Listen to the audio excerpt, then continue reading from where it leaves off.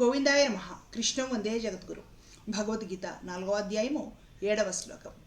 యదా యదా హి ధర్మస్య గ్లానిర్భవతి భారత అభ్యుత్థానమధర్మస్య తదాత్మానం సృజామ్యహం. ఓ భారత, అర్జున, ధర్మమునకు హాని కలిగినప్పుడును అధర్మము పెచ్చు పెరిగిపోవునప్పుడును నన్ను నేను సృజించుకుందును, అనగా సాకార రూపముతో లోకమున అవతరింతును. ఈ మాట స్పష్టంగా కృష్ణ పరమాత్మ అర్జునుడితో చెప్తూ ఉన్నారు. ఈ శ్లోకము భగవద్గీతలో చాలా ప్రముఖమైనది. దీనికి కంటిన్యూషన్గా వచ్చే ఇంకొక శ్లోకం కూడా భగవద్గీతలో చాలా విశేషమైన శ్లోకము. భగవద్గీత 700 శ్లోకాలు అందరి నోటికి రావచ్చు రాకపోవచ్చు, కానీ కొన్ని శ్లోకాలు మాత్రము బాగా గుర్తుంటాయి. ఘంటసాల గారు పాడిన భగవద్గీత క్యాసెట్ విని కానివ్వండి, లేకపోతే కొన్ని సినిమా డైలాగ్స్లో కానివ్వండి, ఎలా అయితేనేమిటి భగవద్గీత చదవని హిందువులకు కూడా కొన్ని శ్లోకాలు గుర్తుండిపోతాయి. ఎక్కడి నుంచి అయినా ఆడియో వినిపిస్తూ ఉండగానే ఇది భగవద్గీత అని అర్థమైపోతుంది అనమాట. అంతగా గుర్తుండిపోయే శ్లోకాలలో ఈ శ్లోకం కూడా ఒకటి. ఈ శ్లోకంలో సాక్షాత్తు పరమాత్ముడే స్పష్టంగా చెబుతూ ఉన్నాడు. ఇతరులు అంటే ఇతర ప్రాణుల్ని జన్మలెత్తడానికి తాను జన్మెత్తడానికి కారణం ఏమిటి స్పష్టంగా ఉంది. పరమాత్మ ఎందుకు రకరకాల అవతారాలు తీసుకొని భూమి మీదకు వస్తున్నాడు, ఏ ప్రయోజనం ఆశించి?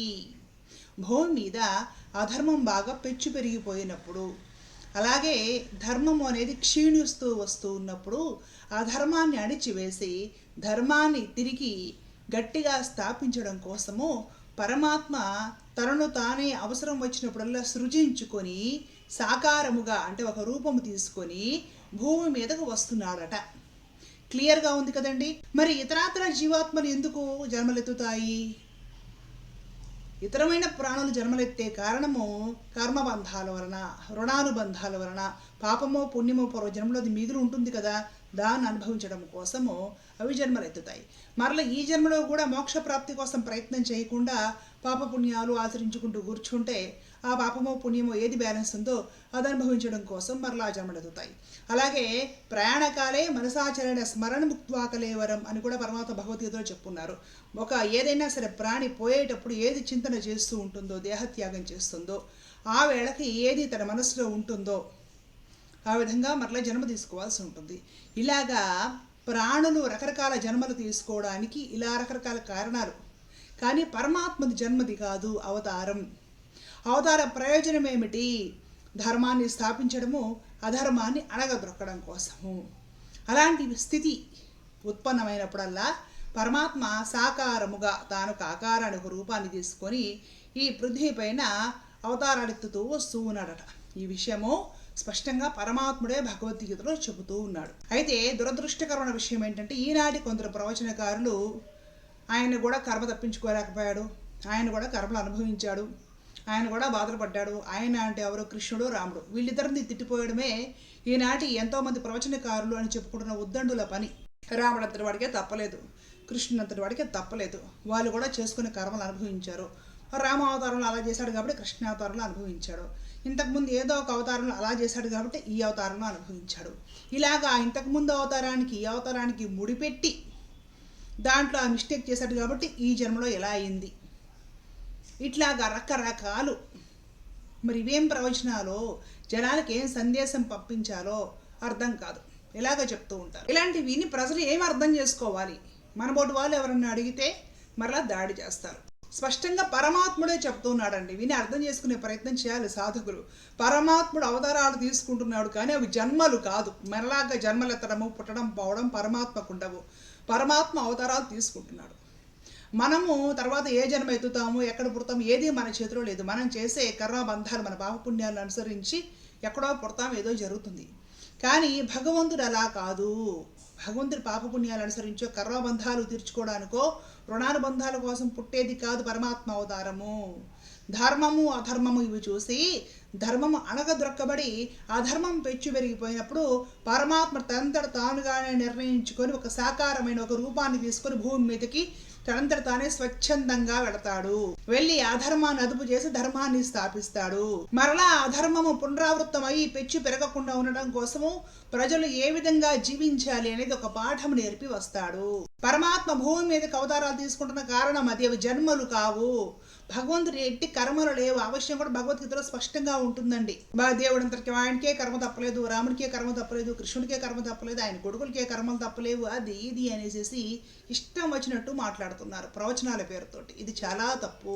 భగవంతుడి అవతారంలో ఉండేవన్నీ కూడా లీలలు.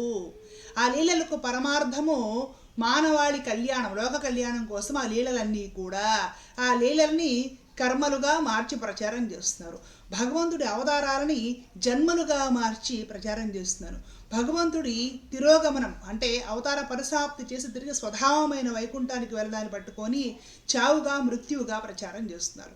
రాముడు చనిపోయాడు, కృష్ణుడు చనిపోయాడు అనేసి ప్రచారం చేస్తున్నారు. అరే అది కాదురా నాయన, ఇది నాది అవతార ప్రయోజనం, ఇది ఈ ప్రయోజనం ఆశించి నన్ను నేనే సృజించుకుంటున్నాను అని పరమాత్మ స్పష్టంగా భగవద్గీత 4వ అధ్యాయము 7వ శ్లోకంలో చెప్తూ ఉన్నారు. ఇప్పుడు ఈ సాధకులు, శ్రద్ధాళువులు, జిజ్ఞాసువులు, భక్తులు ఏది నమ్మాలి? పరమాత్మ వాక్కు నమ్ముతారా, లేదంటే ఈ పిచ్చి ప్రేలాపనను నమ్ముతారా? నాది జన్మ కాదు అవతారము అంటున్నాడు పరమాత్మ. జన్మకు కర్మ బంధనాలు పాపపుణ్యాలు కారణమైతే అవతారానికి కారణం ఏంటంటే ధర్మము అధర్మము, దాన్ని బ్యాలెన్స్ చేయడం కోసం. అధర్మము తీసేసి ధర్మాన్ని స్థాపించడము పరమాత్మ ఆ ప్రయోజనం ఆశించి వస్తున్నాడు. పరమాత్మ చేసే పనులు, ఆ అవతారంలో వచ్చి ఆ స్వామి చేసే పనులన్నీ కూడా కర్మలు కావు, లీలలు. లీలలు ఎందుకు? లోక కళ్యాణం కోసము.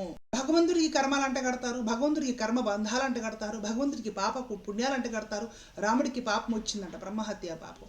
కృష్ణుడికి పాపాలు వచ్చాయంట, ఆ పాపాలు తగ్గించుకోవడానికి ఎక్కడికి వెళ్ళి ఏదో చేశాడంట. మరలా వీళ్ళకి భగవద్గీత తెలిస్తే ఈ విధంగా మాట్లాడతారా? ఏమైనా అడిగితే రోషాలు వచ్చేస్తాయి, కోపాలు వచ్చేస్తాయి. తప్పుల మీద తప్పులు భగవంతుడి విషయంలో చేసుకుంటూ వెళ్ళొచ్చు, అడిగితే కోపాలు వచ్చేస్తాయి జనాలకి. నేను భగవద్గీతలోని యథార్థమే చెప్తున్నానండి. స్పష్టంగా పరమాత్ముడివి జన్మలు కావు అవతారాలు, పరమాత్ముడివి రకరకాల కర్మలు కావు లీలలు. మనం చేసే కర్మలు మన స్వార్థం కోసమో, లేదంటే పాపపుణ్యాలు అనుభవించడం కోసమో, పాపపుణ్యాలు పెంచుకోవడం కోసమో, రుణాలు బంధాల కోసం అయి ఉంటే పరమాత్మ చేసే కర్మలులా కనిపించేవని లీలలు లోక కళ్యాణం కోసము, లోకానికి ఒక మంచి దారి చూపించడం కోసము. ప్రతి లీలలో కూడా స్థూలంగా భౌతికంగా ఒక అర్థం గోచరిస్తే అంతరార్థం అంటే సూక్ష్మార్థం ఇంకోటి గోచరిస్తూ ఉంటుంది.